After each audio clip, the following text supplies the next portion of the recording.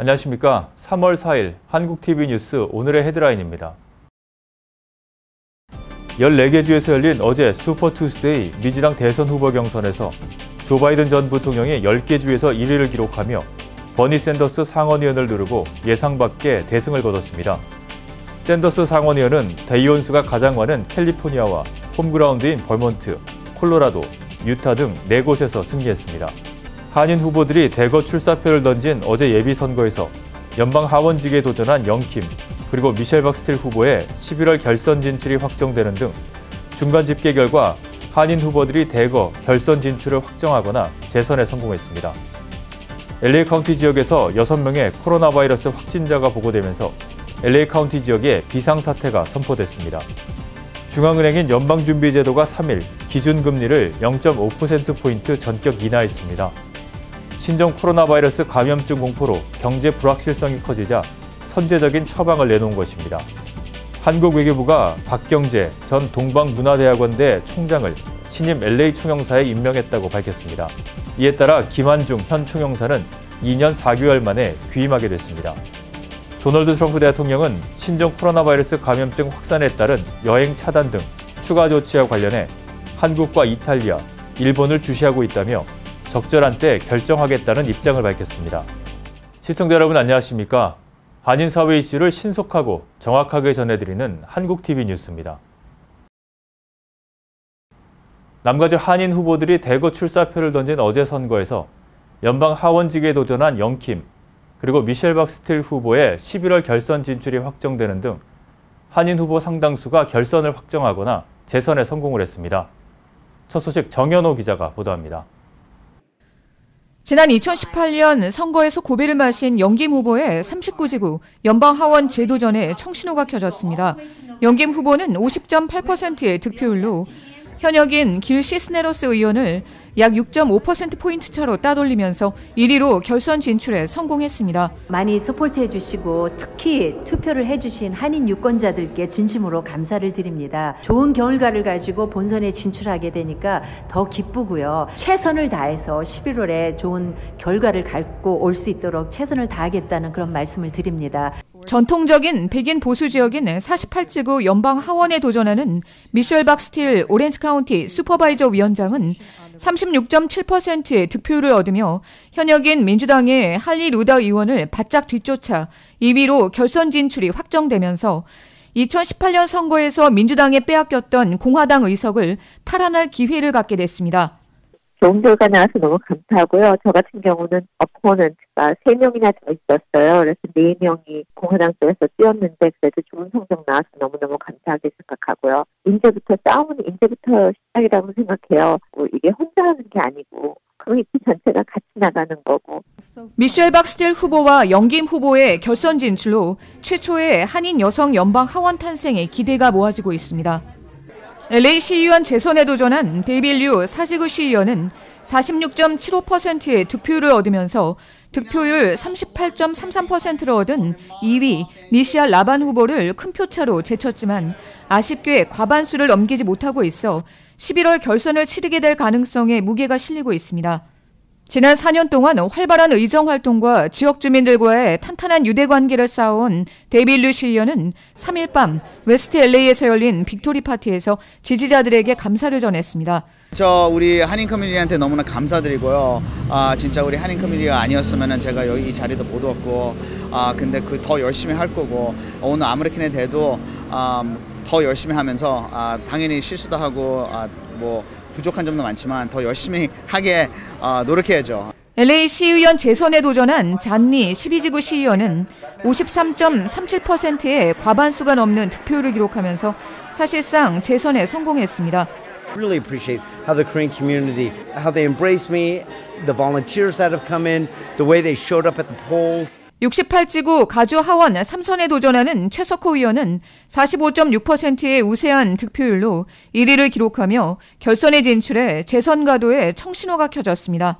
많이 뒤에서 기도해 주신 덕분에 현재까지로서는 제가 50% 이상 득표를 하고 있어서 안전한 것 같습니다. 앞으로 더 열심히 노력해서 본선에서 11월 본선에서 마지막 승리를 얻을 때까지 열심히 뛰도록 하겠습니다.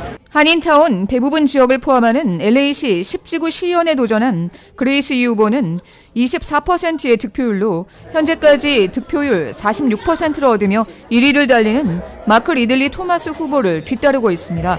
마크 리들리 토마스 후보가 과반수를 넘기지 못할 경우 유 후보는 결선에 진출하게 됩니다. 우리 한인 유권자들한테는 저는 너무나 감사해요. 감사합니다. 저를 찍어주고 싶어서 긴 줄에 기다려주시고 감사하고요. 가주 상원 37지구에 출마한 데이브 민 후보는 25.5%로 2위에 들어 결선 가능성을 높이고 있지만 3위 후보와 1%포인트의 근소한 차를 보이고 있어 좀 더 지켜봐야 하는 상황입니다. LA 다운타운과 한인타운을 포함하는 연방 34지구 하원 선거에 출마한 데이빗 김 후보가 뜻밖의 선전해 현역 지미 고메즈 의원에 이어서 결선 진출이 확실시되고 있습니다. 한국TV 정현호입니다. 이번 선거에서 열심히 캠페인을 펼쳤지만 아쉽게 결선 진출에 실패한 한인 후보들도 있었는데요. 안수빈 기자가 만나봤습니다. 타운의 홈리스 쉘터 이슈 등을 주도해온 정찬영 변호사가 LA 카운티 2지구 슈퍼바이저 선거에서 7%대의 득표율로 5위에 머무르며 고배를 마셨습니다.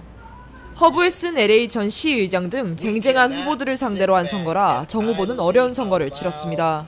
감동적인 순간들이 되게 많았습니다. 저희가 이제 오늘까지 오기 캠페인하는 동안에도 굉장히 많으신 분들이 도와주셨고 표 결과를 떠나서 정말 모든 순간들이 감동이었고 정말 너무나 깊이 감사드립니다. 예. 친한 정치인 허브에슨 전 LA시 의장은 이번 예선에서 32.09%로 선두를 달리고 25.51% 득표율을 기록하며 2위로 따르는 홀리제이 미첼과 결선에 나란히 진출하게 됐습니다. 가주 상원 29지구에 출사표를 던진 조재길 전 세리토스 시장은 현역인 링링챙 의원 그리고 좌씨 뉴먼 후보에 이어 득표율 17.5%로 3위에 머무르며 아쉽게 결선 진출을 놓쳤습니다. 38지구 가주 하원직에 도전한 애니조 후보 또한 11.5% 득표율로 4위를 기록해 결선 진출에 실패했습니다. LA시 14지구 시의원직에 도전한 신디 오티슨 한인 후보는 득표율 18.18%로 2위에 올랐지만 경쟁 후보인 케빈 드레온 전 가주 상원의장의 득표율이 53.52%로 과반수를 넘기고 있어 결선 진출에는 무리가 있을 것으로 보입니다. 새로 바뀐 선거법과 투표 방식으로 미개봉된 임시투표와 일부 우편투표가 모두 개표되려면 수일 혹은 수주 걸릴 것으로 예상되지만 벌써 주요 한인 후보들 당락에 윤곽이 잡히며 한인 정치력 신장에 대한 기대가 모이고 있습니다. 한국TV 안수빈입니다. 14개 주에서 동시에 치러진 어제 슈퍼 투스데이 민주당 대선 경선에서 조 바이든 전 부통령이 버니 샌더스 상원의원을 누르고 10개 주에서 승리를 거뒀습니다. 샌더스 의원은 대의원수가 가장 많은 캘리포니아주와 홈코트인 버몬트 등 모두 4개 주에서 승리했습니다. 자세한 내용 정현호 기자입니다. 민주당의 대선 후보 선출을 위한 경선이 지각 변동을 일으켰습니다. 어제 14개 주에서 열린 슈퍼 투스데이 민주당 대선 후보 경선에서 조 바이든 전 부통령이 10개 주에서 1위를 기록해 버니 샌더스 상원의원을 누르고 예상 밖의 대승을 거뒀습니다. 바이든 전 부통령은 텍사스, 알라바마, 오클라호마, 노스캐롤라이나, 버지니아, 테네시, 아칸소 등 남부의 7개 주와 매사추세츠, 미네소타 등 모두 9개 주에서 승리를 확정지었습니다. 메인주에서는 91% 개표 결과 33.9%의 득표율로 샌더스 의원을 1%포인트의 근소한 차이로 앞서며 1위를 달려 10승 기대감을 높였습니다. 샌더스 상원의원은 대의원 수가 가장 많은 캘리포니아와 홈그라운드인 버몬트, 콜로라도, 유타 등 4군데에서 승리했습니다. 경선 초반부 참패로 몰락하는 듯했던 바이든 전 부통령이 중도 진영의 반 샌더스 연대에 힘입어 민주당 경선의 최대 분수령으로 꼽히는 어제 예상을 뒤엎는 대역전 드라마를 연출하며 화려하게 부활했습니다. 특히 천문학적인 광고비 투입에도 불구하고 첫 등판에서 부진한 성적을 거둔 마이클 블룸버그 전 뉴욕시장이 오늘 중도하차하면서 바이든 대 샌더스 2파전으로 압축되며 경선이 새 국면을 맞게 됐습니다. 죽었다 살아난 조 바이든 전 부통령이 중도 대표 자리를 꿰차며 급부상하는 가운데 그동안 독주해온 버니 샌더스 상원의원이 상대적으로 부진한 모습을 보이며 주춤하는 양상입니다. 한국TV 정현호입니다. 한국 외교부가 2일 박경재 전 동방문화대학원대 총장을 신임 LA 총영사에 임명했다고 밝혔습니다. 이에 따라 2017년 11월에 부임한 김환중 현 총영사는 2년 4개월 만에 귀임하게 됐습니다. 신임 LA 총영사에 임명된 박 전 총장은 행정고시 22회 출신 교육 전문가로 교육부를 거쳐 서울시 교육청 부교육감, 한영외교교장을 거쳐 동방문화대학원대 총장을 지냈습니다. 경남 밀양 출신인 박 전 총장은 문재인 대통령의 경남고 동문입니다. 박 신임 총영사의 부임 일자는 아직 정해지지 않았습니다. 오늘의 지역 단신 전해드립니다. 중앙은행인 연방준비제도가 3일 기준금리를 0.5%포인트 전격 인하했습니다. 0.25%포인트씩 금리를 조정하는 일명 그린스펀의 베이비 스텝 원칙에서 벗어난 0.5%포인트 빅컷이자 예정이 없던 깜짝 인하입니다. 신종 코로나 바이러스 감염증 공포로 경제 불확실성이 커지자 선제적인 처방을 내놓은 것입니다. 그만큼 연준이 코로나19 사태를 금융위기에 버금가는 엄중한 악재로 받아들이고 있다는 의미입니다. 연방식품의약국은 미국이 이번 주말까지 약 100만 건의 신종 코로나 바이러스 감염증 검사를 수행할 역량을 갖게 될 것이라고 말했습니다. 연방식품의약국 관계자는 3일 상원 청문회에 출석해 테스트 키트의 생산을 확대하고 있는 업체와 얘기하면서 우리의 기대는 이번 주말까지 연구소들이 약 100만 건의 테스트를 수행할 키트를 갖게 하는 것이라고 말했습니다. LA 다운타운 내 주거형 건물 건설이 계속되면서 지난해 부동산 시장에 나온 임대와 주거형 매물이 사상 최대치를 기록한 것으로 나타났습니다. LA 비즈니스 저널에 따르면 지난해 4분기에 2,000유닛의 임대와 콘도 건설이 더해지면서 2019년 한 해 동안 4,500개의 주거형 유닛이 부동산 시장에 공급됐습니다. 이는 전년도인 2018년도에 비해 무려 35%의 증가율로 LA 다운타운 부동산 시장만 놓고 보면 사상 최대치입니다. 다음은 전국 각 지역 단신입니다. 뉴욕시에도 신종 코로나 바이러스 감염증 첫 확진자가 발생했습니다. 뉴욕시 보건국에 따르면 지난달 25일 이란을 방문하고 뉴욕으로 돌아온 맨하탄 거주 39세 여성이 지난 1일 코로나19 확진 판정을 받았습니다. 애나룬델 카운티에서 일회용 스티로폼 용기 사용이 금지됩니다. 애나룬델 카운티는 지난달 28일 스티로폼 식기 용기와 컵 사용 금지법을 발효했습니다. 이에 따라 슈퍼마켓과 음식점, 푸드트럭 등 모든 요식업종에서 일회용 스티로폼 용기를 사용해 음식을 제공할 수 없습니다. 적발 시 $50에서 최고 $500까지 벌금이 부과됩니다. 메탐페타민 중독이 급속히 늘어나자 마약을 끊는 조건으로 금전적 보상을 해주자는 프로그램이 제안됐습니다. 스캇 워너 주 상원의원은 만일 마약 복용자가 마약 검사에서 음성으로 나오면 금전적 대가를 제공하고 이에 필요한 예산은 주 세금으로 충당하자고 제안했습니다. 워싱턴 대학 학생들이 현재 번창하고 있는 코로나19 확산을 막기 위해 시애틀 캠퍼스를 폐쇄해 줄 것을 대학 당국에 요구하고 나섰습니다. 캠퍼스 폐쇄를 요구하는 청원은 수일 만에 14,000명이 넘었습니다.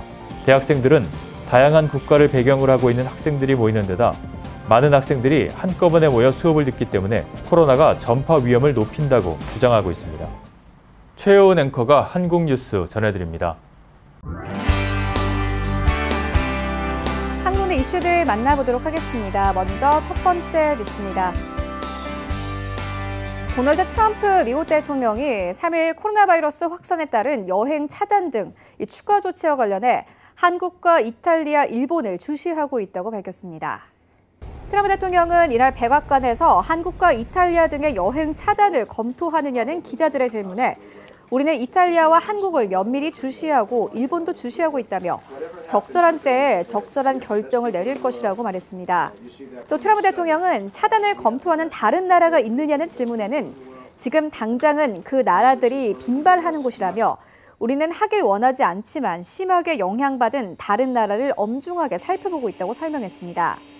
앞서 트럼프 대통령은 지난 2일 여행 제한 강화를 고려하고 있는지에 대한 질문에 더 많은 발발을 겪는 특정 국가들에 대해 그렇게 할 것이라고 답했고 1일에는 코로나 바이러스 위험이 높은 국가에서 오는 여행자들은 미국에 도착한 뒤에도 의료 검사를 받게 될 것이라고 밝힌 바 있습니다.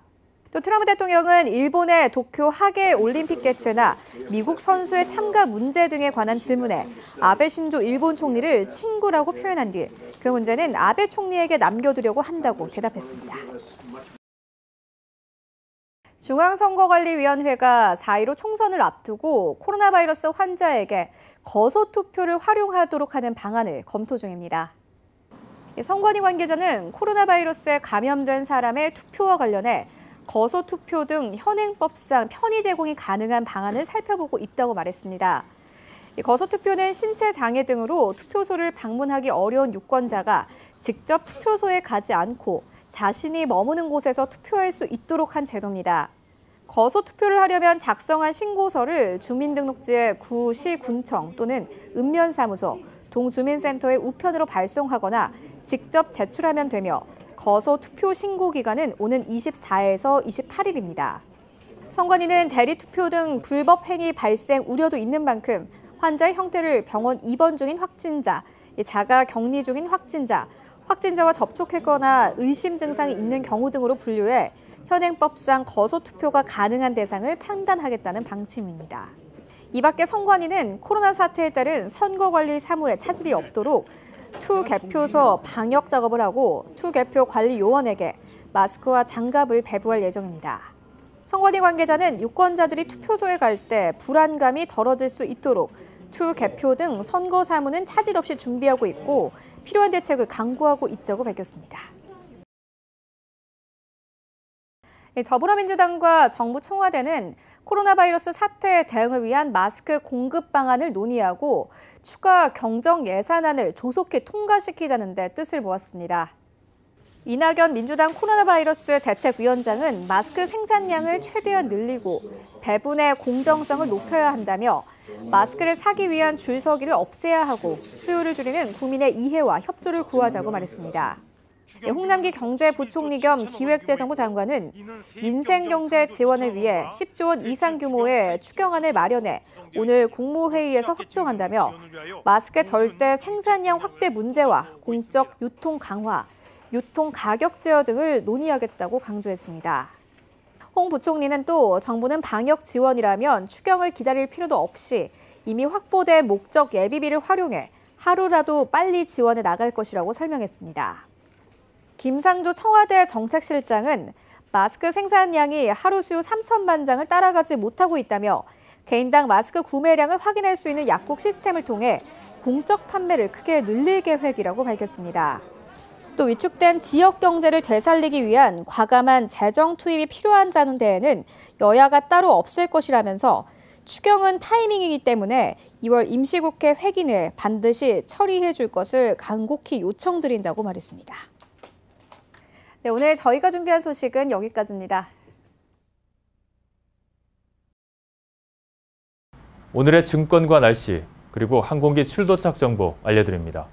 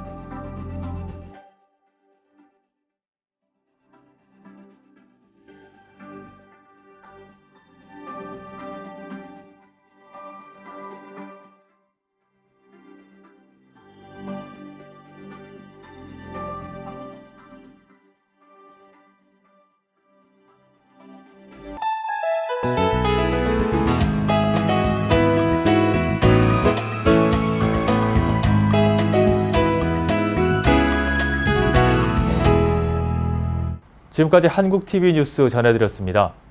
한인사회 소식을 신속하고 정확하게 전달할 수 있도록 최선을 다하겠습니다. 시청자 여러분, 감사합니다.